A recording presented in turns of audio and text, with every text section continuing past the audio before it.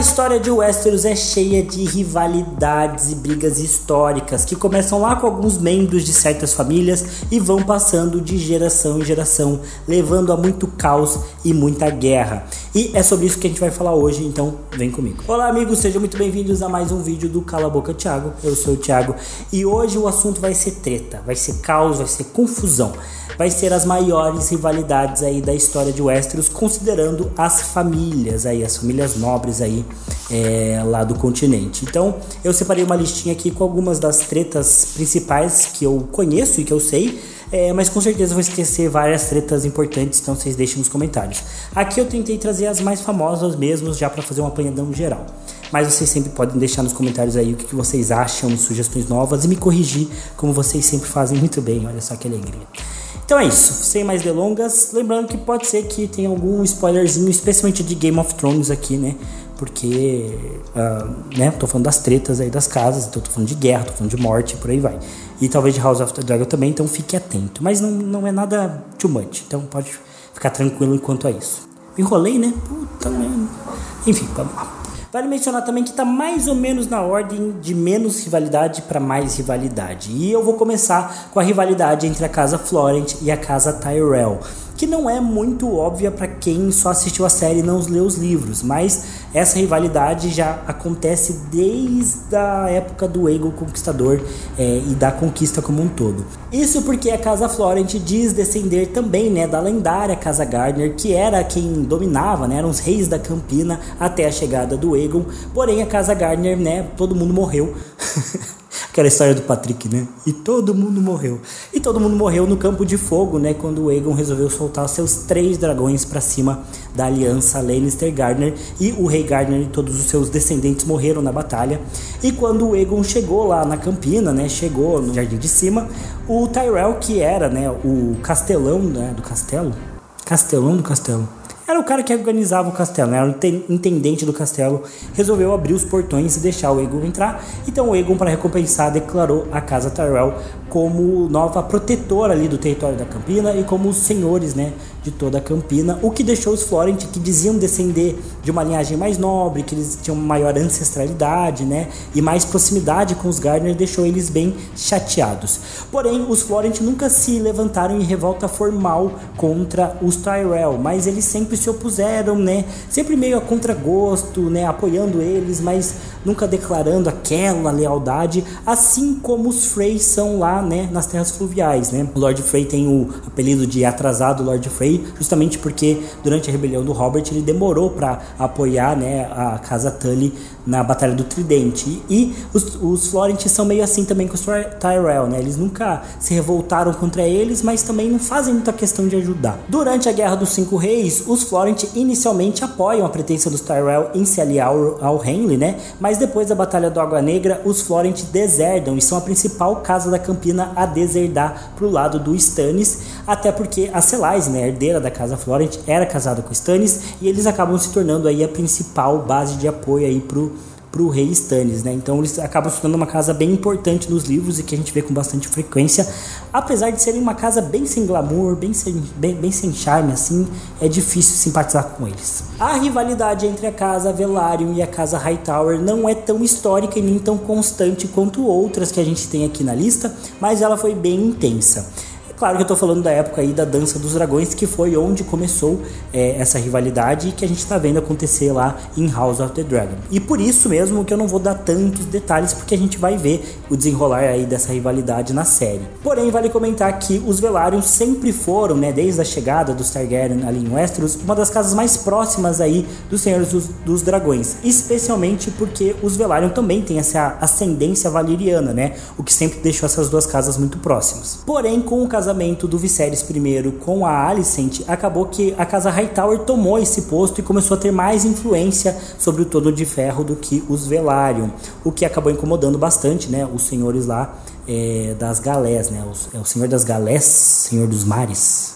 Eu esqueci, eu tô enferrujado já, hein, de falar sobre House of the Dragon, preciso melhorar. Enfim, a gente sabe que essas tretinhas, né, e várias decisões ruins do Viserys acabaram minando um pouco a relação entre o Trono de Ferro e a Casa Velaryon e fortalecendo a relação deles com a Casa Hightower, mas tudo isso acabou culminando na maior guerra civil da história de Westeros, que foi a Dança dos Dragões. E acho que não é nenhum spoiler comentar, já que a gente tem Game of Thrones para provar isso, que depois da dança, tanto a Casa Velaryon quanto a Casa Hightower acabaram perdendo bastante influência em relação ao Trono de Ferro e acabaram deixando aí o protagonismo do cenário político de Westeros e dando espaço para outras casas, como a Casa Martell, a Casa Lannister, que acabaram tomando aí essas posições.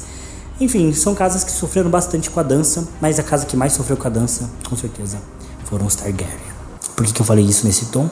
Não sei, mas pareceu misterioso. Bom, dá pra dizer que historicamente quem substituiu a Casa Velaryon e a Casa Hightower em influência em Westeros em relação aos Targaryen foi a Casa Martell. Porém, antes de Dorne se unir ao reino, os Martell eram a única casa de Westeros que tinha conseguido se manter livre da autoridade do Trono de Ferro. A gente sabe que desde ali do momento da conquista, os dragões sempre tentaram conquistar e subjugar Dorne, mas não tiveram sucesso. A gente tem pelo menos aí 3 grandes momentos de investidas dos Targaryen contra Dorne, contra a Casa Martell, mas que não tiveram sucesso, inclusive tiveram muito insucesso, né, com vários momentos bem tristes aí para a Casa do Dragão. De modo geral, isso foi ótimo para os Martell, né, já que eles conseguiram manter ali o controle de Dorne, conseguiram manter a sua influência e a sua cultura livre, né, da influência Andala, porém fez com que eles ficassem sendo marcados como a escória no restante de Westeros. E os Dorneses, junto com o povo livre, né, os selvagens, são talvez os 2 maiores exemplos de povos que sofrem xenofobia que a gente tem ali dentro da série. E mesmo quando os Martell e Dorne se uniram ao Trono de Ferro através do casamento e passaram a ter cada vez mais presença ali em Porto Real e na corte de Westeros, eles ainda continuaram sendo vistos, né, com bastante desconfiança, né, com bastante xenofobia por parte das outras casas de Westeros. Mas enfim, eu acho que eles não se importam muito com isso, não estão muito preocupados porque os Martell são assim. Eu tô cheio de frase de efeito pra terminar, né, as coisas, meu Deus do céu, pode pausar. Essa talvez seja a rivalidade mais recente da lista, mas é completamente impossível deixar de lado a treta entre os Stark de Winterfell e os Lannisters de Rochedo Casterly. Isso porque essa rivalidade é a base para toda a saga aí das Crônicas de Gelo e Fogo, apesar de ser uma história que começa de uma forma bem recente, né? Basicamente lá na rebelião do Robert. E a rivalidade começa especialmente porque o Ned Stark não aprova as decisões que os Lannisters tomaram durante todo o conflito, já que o Tyrion Lannister se recusou, né, a declarar apoio, seja a favor dos Targaryen, seja a favor do Robert, saqueou Porto Real quando teve a oportunidade, mandou que o Montanha matasse, né, a Aelia Martell e os seus filhos e fez disso, né, um troféu de guerra para o Robert, tanto que é esse evento, né, que faz com que o Ned Stark rompa relações com o Robert Baratheon por um tempo, e especialmente também o fato do Jaime Lannister, né, ser um membro da Guarda Real e matar o Rei Aerys pelas costas. Apesar do Ned não saber os motivos do Jaime, a honra é muito importante pro Ned e ele viu isso como a mais alta traição. Enfim, acaba que o Ned Stark até consegue retomar o seu relacionamento com o Robert Baratheon após a morte da Lyanna, né, os dois ficam de luto juntos. Mas com o passar do tempo, o Ned nunca consegue aceitar muito bem o casamento do Robert com a Cersei, né? E essa inimizade vai sendo nutrida por ele durante os anos e vai passar para Catelyn e vai passar para os filhos dele, assim como a desconfiança e também a inimizade vai passar da Cersei pro Jaime e para os seus filhos. Apesar de começar de uma forma bem menos dramática, talvez, né, do que outras rivalidades que a gente tem aqui na lista, a gente vê, né, no primeiro livro das Crônicas, né, A Guerra dos Tronos, o desenrolar de toda essa situação, já que vão acontecendo pequenos eventos que vão fomentando, né, essas rusgas que estavam basicamente adormecidas durante aí 10, 15 anos, mas que vão, né, desenrolando e escalonando para um nível que vai culminar na Guerra dos Cinco Reis. Esses momentos são especialmente a morte do Jon Arryn, né, que acaba sendo um plano do Mindinho, justamente para fomentar, né, a rivalidade entre os Starks e os Lannisters, a tentativa de assassinato do Bran e aquele momento que a gente tem a treta entre o Joffrey, a Sansa e a Arya, né, e a Nymeria também, que acaba sobrando para a coitada da Lady. Todos esses momentos marcam aí uma escalada grande, né, nas tensões entre as duas casas, e a gente começa a perceber o quanto era para ser uma aliança, né, pós-Targaryen, né, os Baratheon, os Lannisters e os Starks, mas começa a se transformar em um novo conflito durante o primeiro livro. Eu acho que de toda essa treta, basicamente o único Lannister aí que consegue ter um pouco de bom relacionamento com os Starks é o Tyrion, né? Mas ele tá sempre numa situação tão difícil, né, com a própria casa, que acaba que ele nunca consegue fazer nada para diminuir as tensões, né? Mas enfim, é uma grande rivalidade aí de Westeros e é a principal rivalidade das crônicas, né? Apesar de não ser a principal rivalidade histórica de Westeros, o que a gente vê, né, no desenrolar das crônicas é basicamente a base de toda a história, né? Então não podia ficar de fora da lista. Você também pode até pensar que a rivalidade entre os Starks e os Bolton começou só lá durante o Casamento Vermelho, mas ela é bem mais antiga do que isso, já que os Bolton eram antigamente os Reis Vermelhos do Norte e eram a principal rivalidade contra os Reis do Inverno, né, a casa Stark. Inclusive, desde a Longa Noite, os Reis Vermelhos foram a casa que mais resistiu, né, ao governo dos Stark e foram também a última casa a se submeter, né, ao Rei do Norte. Então eles sempre tiveram essa treta por conta de diversos conflitos, né? Porque a Longa Noite foi há 8.000 anos, então tem aí vários, talvez seja a rivalidade mais antiga da lista aqui, né? Os Bolton faziam de tudo, né, para tentar acabar com os Starks, né, e evitar que eles dominassem ali toda a região do norte.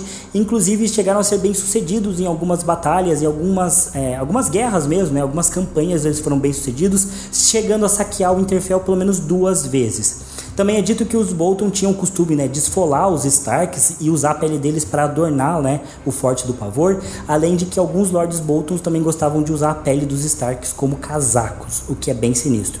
Lembrando que talvez da cultura de Westeros a casa Bolton seja a mais bizarra que tenha, né, por conta do esfolamento. Inclusive os Starks nunca chegaram a derrotar definitivamente os Bolton. Na verdade, o último Rei Vermelho foi Rhaegar, o Caçador, que acabou se submetendo ao Winterfell por conta de uma aliança para que, né, os Homens do Norte conseguissem evitar a invasão Ândala, né? Lembrando, né, que os Ândalos dominaram boa parte ali de Westeros, só não conseguiram dominar Dorne e não conseguiram dominar também o Norte, onde prevalece, né, a cultura dos primeiros homens. Porém, depois de terem vencido a invasão Ândala, os Bolton voltaram a tentar ser livres aí dos Starks e fizeram vários momentos aí de revoltas e rebeliões contra o domínio aí dos Reis do Norte. Eles nunca conseguiram ser bem sucedidos e tiveram até alguns momentos em que eles perderam parte do seu território por conta dessas rebeliões. Por exemplo, provavelmente o território dos Karstark, né, é proveniente de uma rebelião dos Bolton que levou a eles perderem um território e ser construído lá no território deles o castelo de Carhold, né, justamente ali para os Karstark poderem ficar de olho nos Bolton. Com a submissão aos Stark, os Bolton também tiveram que parar de esfolar os seus inimigos, coisa que era parte da cultura bizarra aí da casa deles, mas é dito que os Bolton sempre continuaram tendo essa prática ali de fininho escondido dos Starks.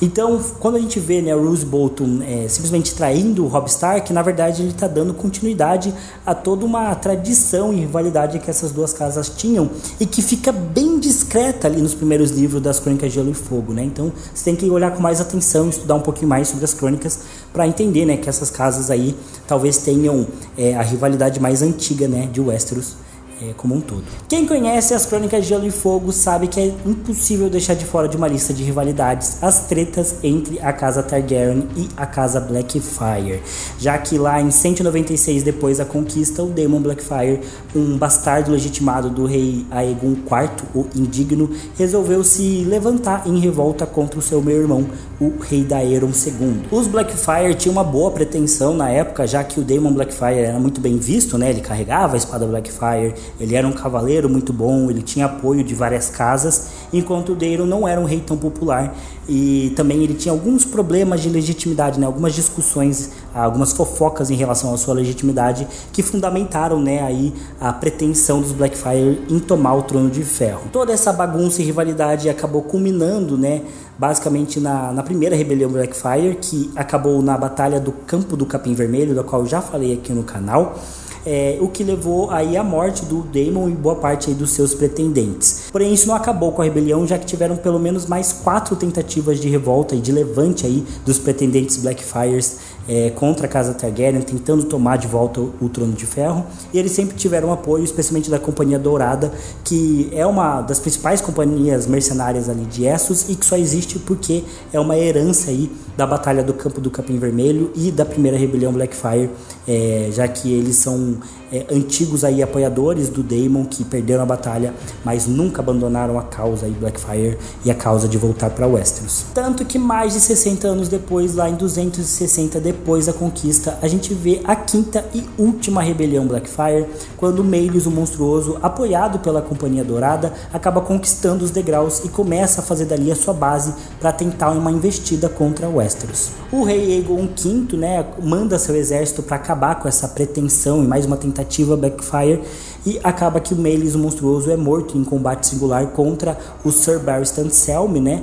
E basicamente todos os pretendentes Blackfyre pela linhagem masculina acabam extintos ali durante essa batalha. Apesar da rivalidade ter basicamente acabado, já que supostamente todos os pretendentes Blackfyre morreram, né, da linhagem masculina pelo menos, talvez essa seja a rivalidade que mais deixou marcas em Westeros, já que muitos lords que apoiaram os Blackfyre acabaram perdendo relevância, tiveram muitas consequências, muitas tentativas de revolta, né, que envolveram outros personagens importantes da história de Westeros. Então essa é uma rivalidade aí muito famosa, e ela também marca um momento de decadência bem grande aí da casa Targaryen, e que junto com a Dança dos Dragões, né, e outros momentos vai culminar na rebelião do Robert e vai culminar no fim da dinastia. Porém, todavia, entretanto, não tem Stark, não tem Lannister, não tem Targaryen que supere a rivalidade entre a casa Bracken e a casa Blackwood, que provavelmente é a rixa familiar mais famosa aí de Westeros. Essa treta também é bastante antiga, precedendo aí a chegada dos Ândalos em milhares de anos, sendo que os Bracken dizem que eles eram reis, né, e os Blackwoods eram subalternos pequenos que sempre tentaram depor eles e trair eles, enquanto os Blackwoods dizem a mesma coisa sobre os Bracken.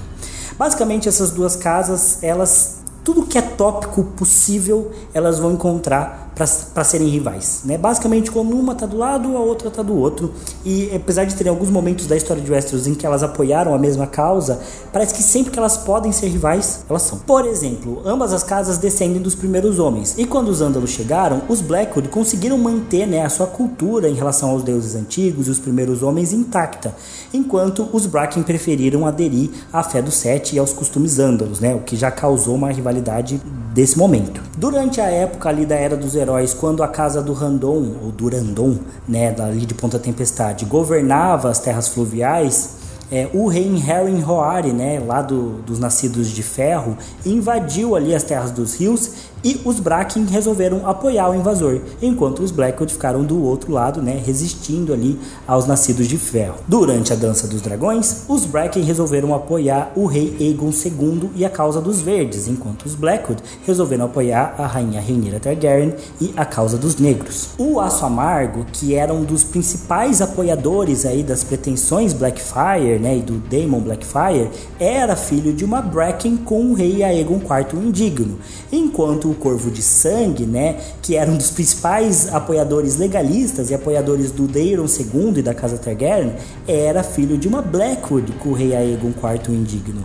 Então assim, é impressionante como na história de Westeros essas duas casas são sempre rivais. Até tem momentos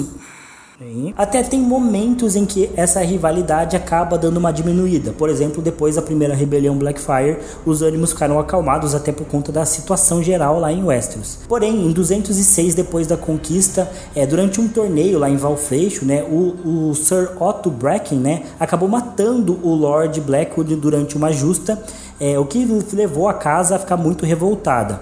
E quando o Lord Bracken acabou falecendo, ele escolheu justamente o Sir Otto como herdeiro dele, o que fez com que os Blackwood ameaçassem entrar em guerra caso isso acontecesse. E até o momento que a gente vê ali o começo, né, da Guerra dos Tronos, as duas casas ainda estão brigadas e tentando de alguma forma reacender a rivalidade entre elas. Porém, quando começa a Guerra dos Cinco Reis, ambas as casas seguem, né, o seu sucerano, né, o Lord Tully, para apoiar, né, o Robb Stark ali a sua pretensão.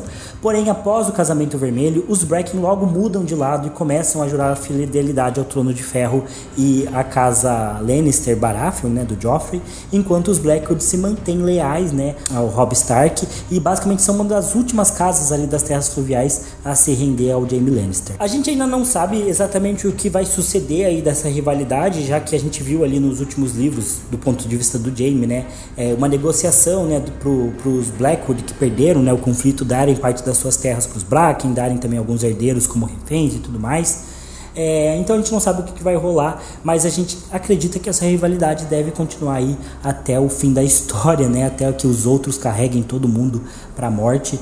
Provavelmente os Bracken e os Blackwood vão continuar se tretando. Agora, o que é mais curioso, né, é que essas duas casas, como eu falei, tiveram alguns momentos da história em que elas se mantiveram do mesmo lado, e durante, né, a Era dos Heróis, é dito que o primeiro rei do Tridente, né, que era o rei Benedict Justman, se eu não me engano, é dito que ele era filho de um Blackwood e de uma Bracken, né, ou vice-versa, né, de um Bracken com uma Blackwood. Ai, vai também bugar essas palavras, difícil.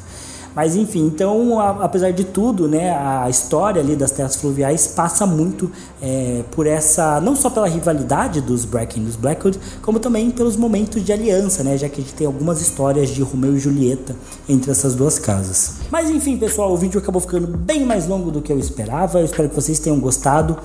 Provavelmente eu deixei alguma rivalidade interessante aí de fora, lembrando que eu foquei nas casas e não nos indivíduos em si. Então eu não falei necessariamente do Aço Amargo e do Corvo de Sangue, ou do Robert e do Rhaegar. Eu falei mais das casas. Mas se eu esqueci alguma delas, ou se vocês acham que tem outra rivalidade que vale a pena mencionar, deixem nos comentários. Não se esqueçam também de deixar sugestões aí para próximos vídeos do canal, nem de deixar o like e se inscreverem caso vocês não forem inscritos. E eu vejo vocês no próximo vídeo. Valeu, falou e até mais.